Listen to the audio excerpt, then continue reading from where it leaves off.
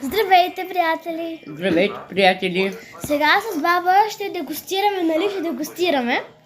Да. Или ще опитаме един чипс, който е с доматен сос, нали? Да.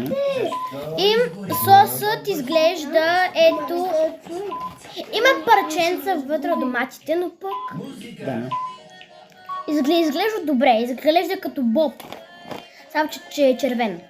А чипса е триъгълен. Ето така изглежда. Бабо, вземи и ти. Ти ядеш по-малко люто, защото мисля, че това ще люти. Така че заповядай ти да си първа.